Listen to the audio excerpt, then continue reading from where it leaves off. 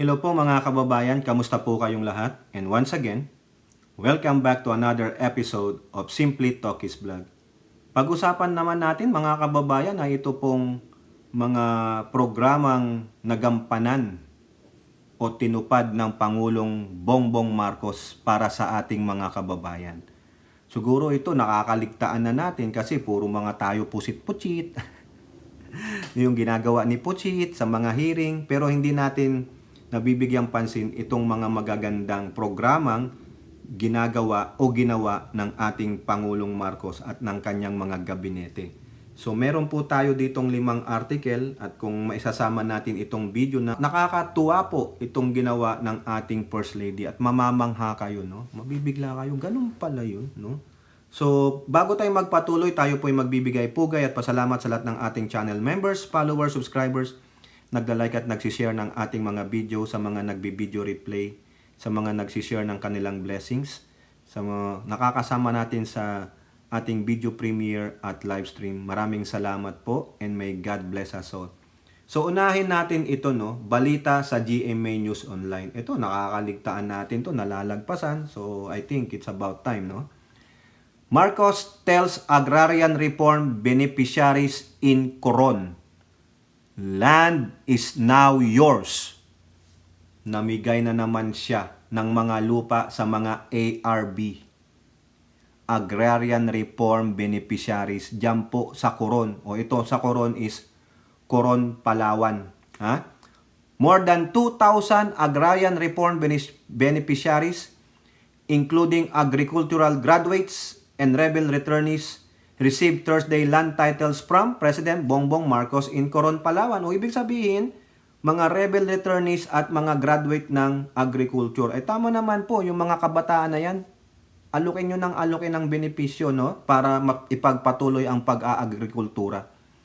In a small ceremony in the town's old gymnasium, the President distributed Certificate of Land Ownership Awards, yung CLOAS, and e-titles to 1,217 beneficiaries. O biruin nyo yan, tuwang-tuwa na sila. 1,217 beneficiaries, ang dami niyan. Meron bang ganyan si Digong?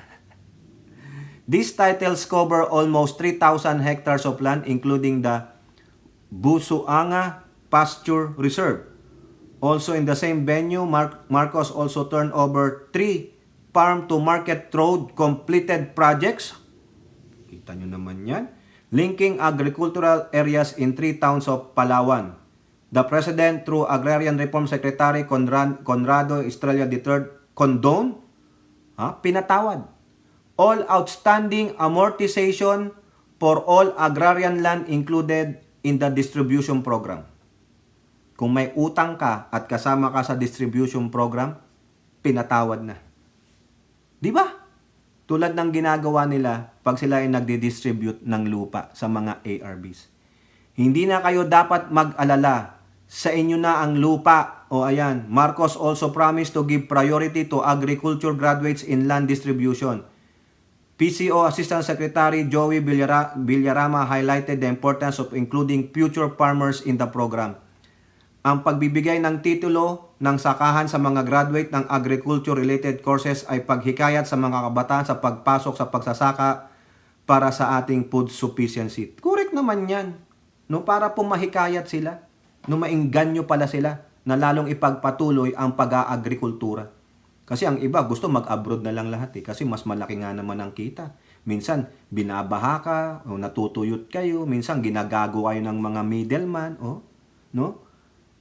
Alam naman natin na ang mga namundok ang dahilan, ito yung mga formal rebels, no? Kung bakit sila namundok kasi wala silang sariling lupang sakahan. No, yan ang nirereklamo ng karamihan ng mga rebel eh. Kasi wala po kaming lupang sinasaka.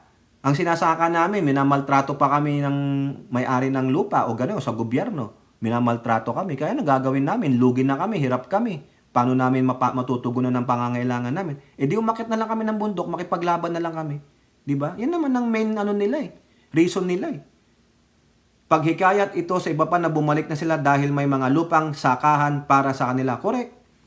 When Marcos took office, there are 1.38 million hectares of agricultural land ready for distribution.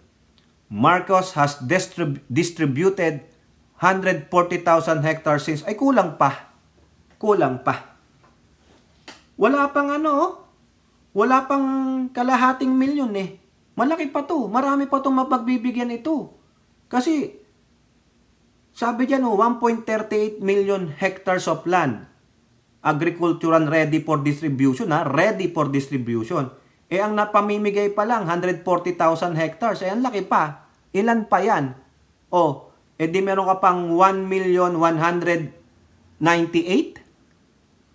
Wala ka pa. Ano ang 1/4 ng 1 million? 250. Wala ka pa Baka nasa 116 ka pa lang yan, di ba?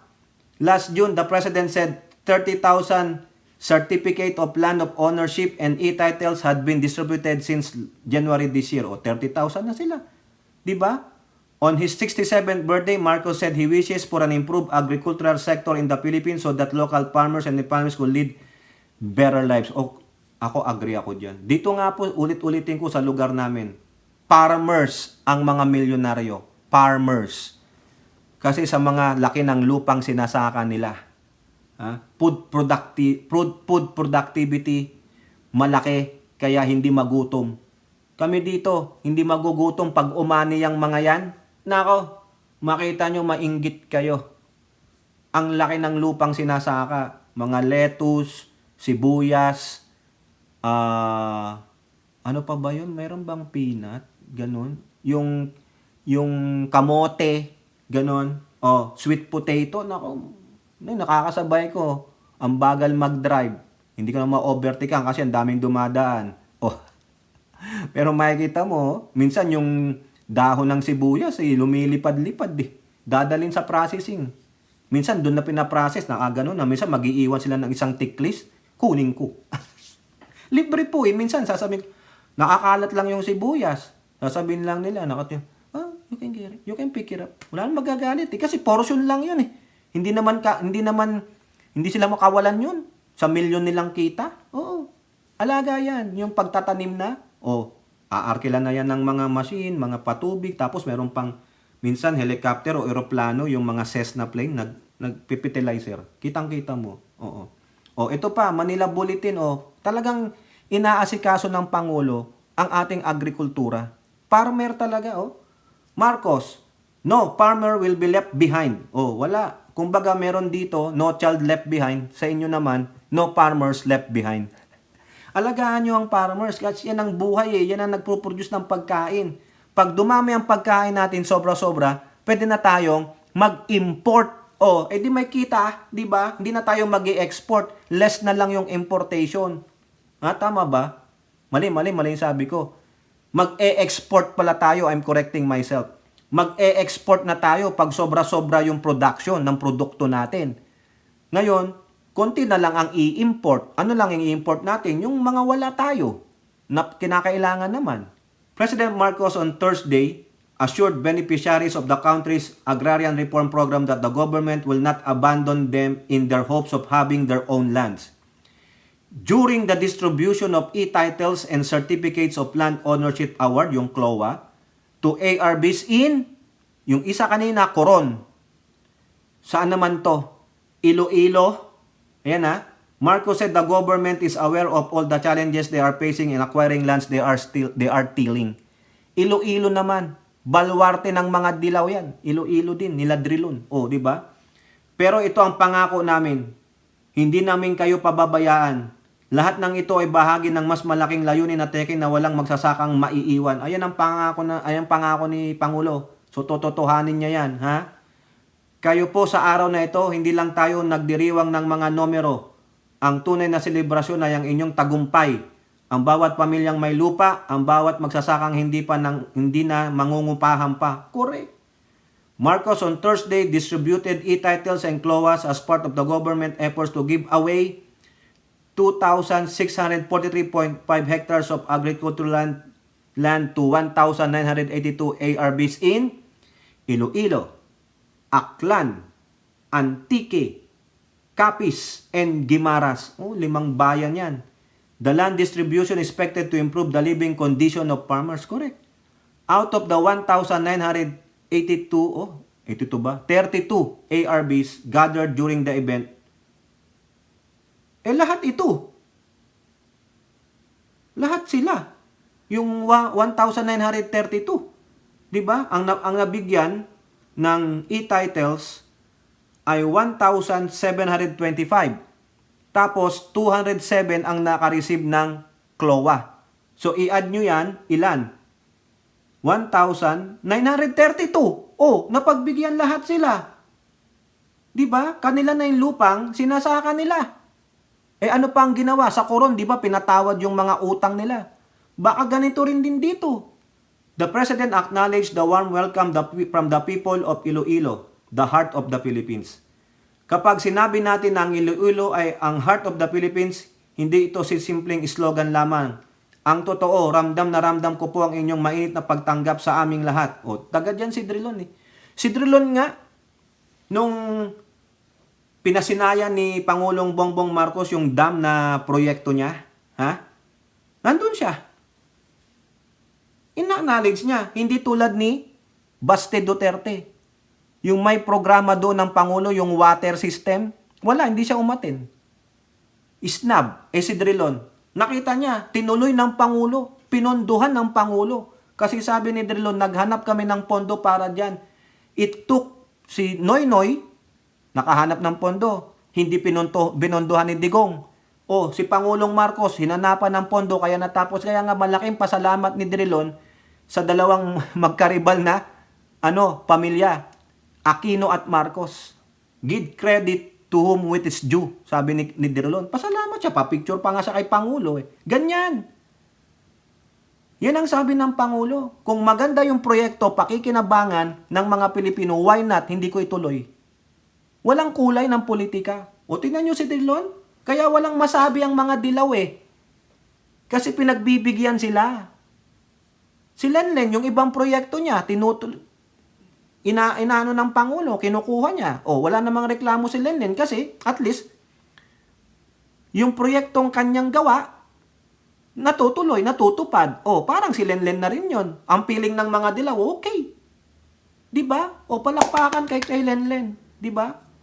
Give credit to whom it is due. Bigay, sige. Ang nagtupad ang Pangulo. Hindi naman kinikredit ng Pangulo sa kanya. Ang sa Pangulo, basta natapos, mapakinabangan, lahat para sa Pilipino, walang dapat umangkin. Ganun.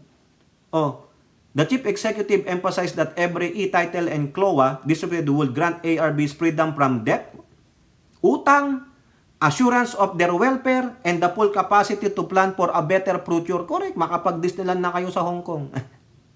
He also recalled his last visit in December where he listened to the farmers' needs as he affirmed that the distributed lands will be a long-term solution to their problems. Ang bawat titulo ang ating pinagkaloob, ang bawat titulo ay nagbibigay ng kalayaan sa ating mga magsasaka. Kalayaan mula sa mga pagkakautang, kalayaan magkaroon ng tiyak na kinabukasan para sa kanilang pamilya, at kalayaan na makapagplano para sa mas maunlad ang inyong mga bukas. Correct. Good job po, Mr. President. Ayaw nyo pa niyan. Kayong mga rebels na ang pinaglalaban ay magkaroon kayo ng sariling lupa. Sabi nga nung Assistant Secretary ng PCO, bumaba na kayo. No? Kung yun naman pinaglalaban nyo, lumapit kayo sa LGU ninyo at mapakinggan kayo. No? Sabihin nyo dun sa susukuan ninyong mga militar, ito po, tulungan nyo po kami. Ayun, bumaba na kayo. Tama na yan. And meron kayong Pangulo na kayo ang inuuna ngayon. Eto pa, mga kababayan, Ang dami Marcos, OK's 2 billion pesos fund for ambulance procurement. Kita nyo yan? President Marcos has approved a 2.2 billion pesos fund for the purchase of 1,000 ambulances intended to be distributed nationwide this year. 1,000. The Office of the President has also approved a budget of 2 billion this year for the acquisition of 1,000 more. Then nagdagan pa. Patient transportation to cover all cities and municipalities in the countries. Marcos announced during the turnover of 51 ambulances to local government units and state-run hospitals in Western Visayas. O, sa Western Visayas yun. 51. Grabe naman, no? In purchase of ambulance is part of the bigger picture where we are upscaling the preparedness and response to calamities and disasters at both the local and the national level. The President vowed, the word vowed, nag-promise to provide every town in the country their own ambulance and medical responders. Correct. Pero dagdagan nyo naman po ang sahod ng mga first responders, Pangulo. We hope one day that every town and city, let me change that. We do not hope one day. We promise. Maritel, hindi na daw nag-hope. Suset, hindi na nag-hope. Promise na. Vowed. Yan na. Hindi yan yung aspiration, ha? One day, every town and city will be equipped with fully operational PTBs and medical responders on standby. Ha? Diyan po siya nagpunta. Sa Iloilo din.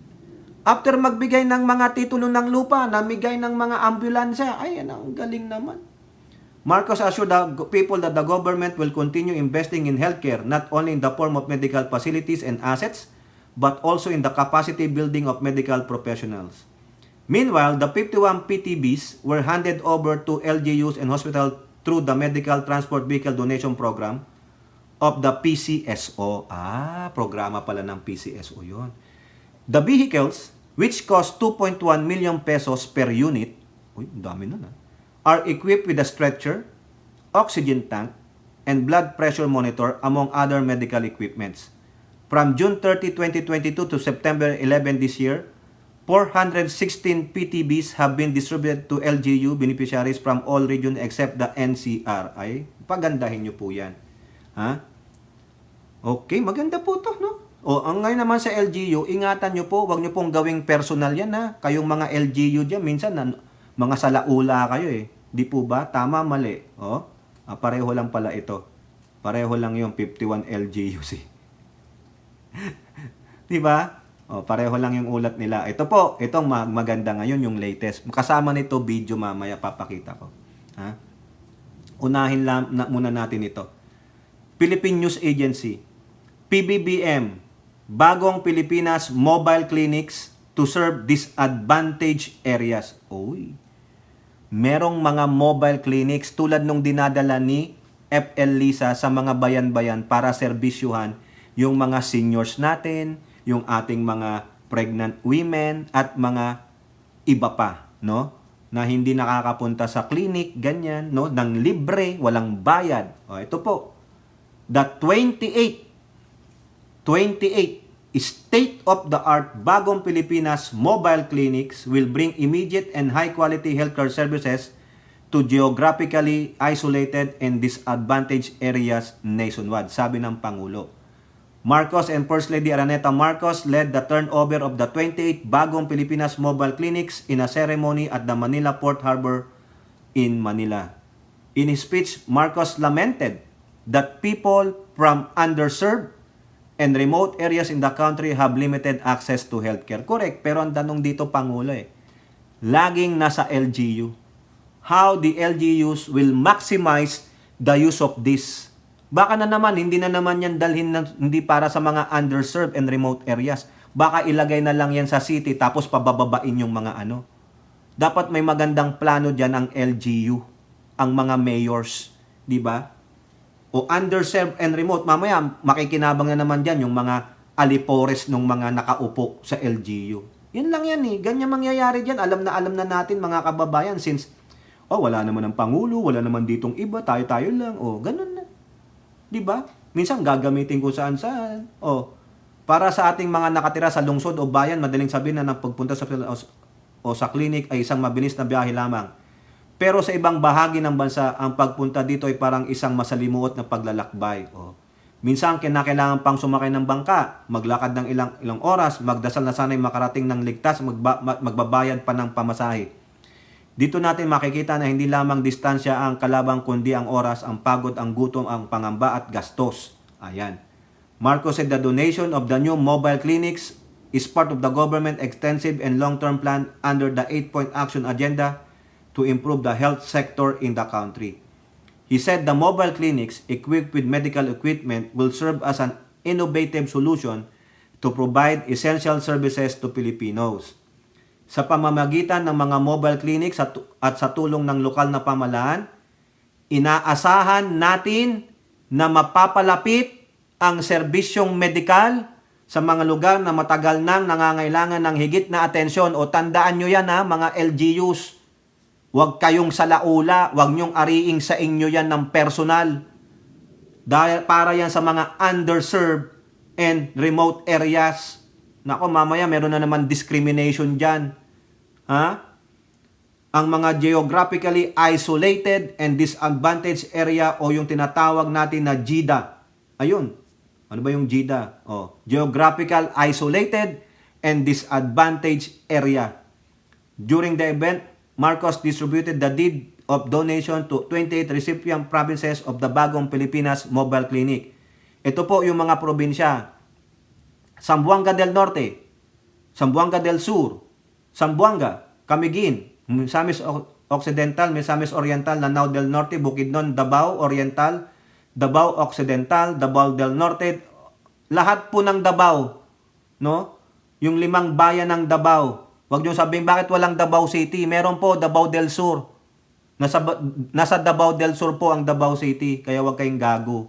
5 bayan ng Davao yan hindi nagawa ni Tamilmil yan. South Cotabato and North Cotabato. Ito pa yung other provinces.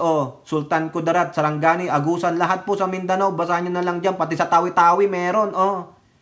Marcos also witnessed the send-off of the first 14. 14 daw muna. Bound for Cagayan de Oro via roll-on, roll-off Rore. The remaining vehicles will be transported to Jensan. Ito po ay pinangunahan ng Department of Health. The mobile clinics are equipped with various medical equipment such as digital x-ray machine. Ay, napakahalaga niyan mga kababayan. Portable ultrasound machine. Hindi lang pangbuntis yan Hematology analyzer, chemistry analyzer, binocular microscope, chemical simulation, and a power generator. Ang hiling po ng Pangulo sa mga yan, sa mga LGU, ingatan at pangalagaan.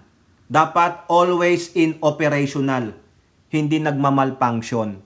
Diba? Huwag niyong pabayaan kasi napakamahal niyan at napaka-importante yung binigay ng Pangulo. Ngayon, meron pong video dito. Nakuha ko po ito kay Mami Peng. Salamat po Mami Peng sa kanyang FB page. Tingnan nyo kung saan galing ito. Kaninong programa ito. Mamamangha po kayo. Hindi nagawa ito ni Tamilmil Pusit. Ito po. First Lady. Alam niyo kung bakit.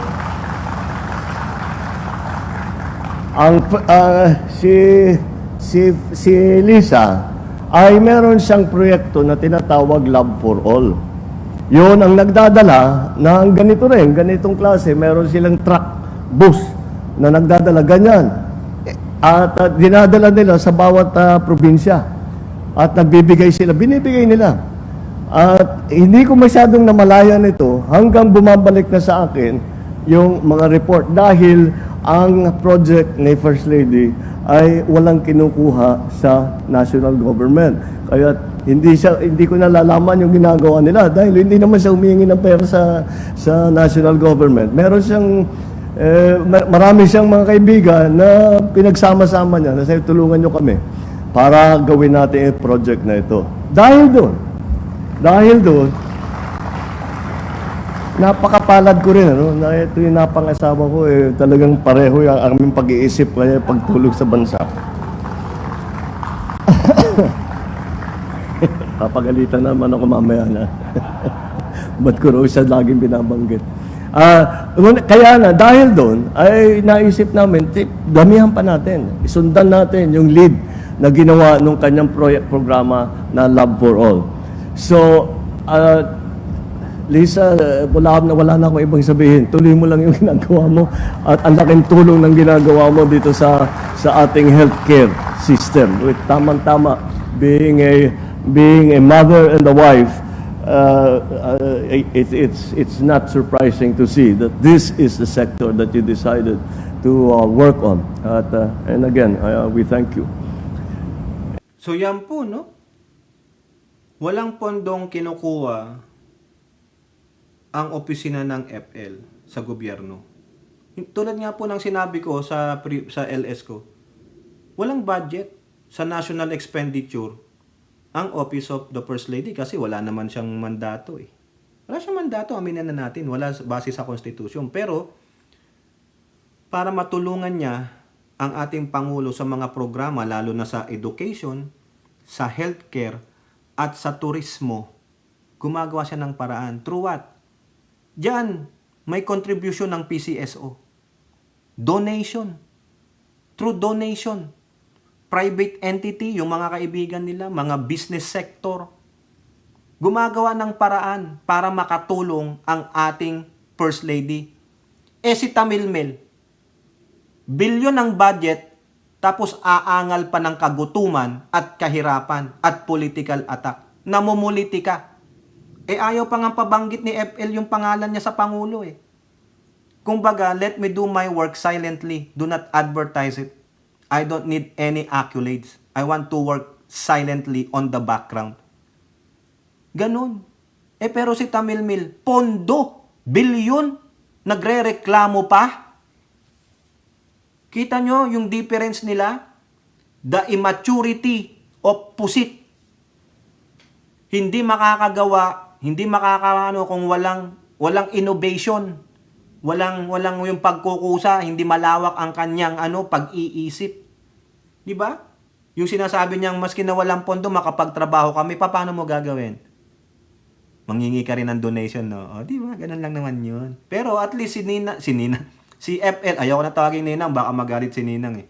No, si FL Lisa, at least alam niya paano tumulong sa asawa niya na ang tanging layunin nilang mag-asawa ay makatulong sa mga underprivileges, sa mga remote areas. 'Di ba? They are doing their very best para makatulong sa mga kababayan nating underprivileged. Kaya dapat dito naman sa ating mga mambabatas, tulungan nyo rin ang ating gobyernong Marcos. Hanggat maaari, amendahan nyo yung economic provision. Yun lang naman ang panawagan ko para dumami ang trabaho sa atin eh. Ayaw nyo sabi nyo, perfecto ang Constitution, di kayo na. No? Ayaw nyo lang kasing makitang ibang klaseng magtrabaho ang Marcos. Magsasaksid at magsasaksid ang Pangulong Marcos. Ayaw nyong makita yung kasi sampal po sa inyo yan eh. Yung sinasabi nyong magnanakaw ang Marcos, sampal sa inyo yan, no? Di ba nasaan ang ninakaw ng Pangulo? Wala. At kung magnanakaw ang Pangulo, di lalo lang niyang pinatotohanan na magnanakaw ang pamilya niya. Ayun ang binabato sa kanya eh. Di ba? Bakit hindi na lang tayo magtulungan? Itong si Tamilmil, puro pamumulitika ang alam eh. Di ba? Bilyon ng budget mo, hindi mo alam gamitin kung saan ang tamang paggamit eh. Kayo po, no? At least napakita natin sa inyo yung mga programa ng Pangulo at very commendable po yung ginawa ng ating First Lady. At least alam niya paano gumawa ng pagtulong sa kanyang mister. Okay? Kayo po, comment down below and don't forget to like and share. Hope to see you in the next videos. Bye-bye. God bless.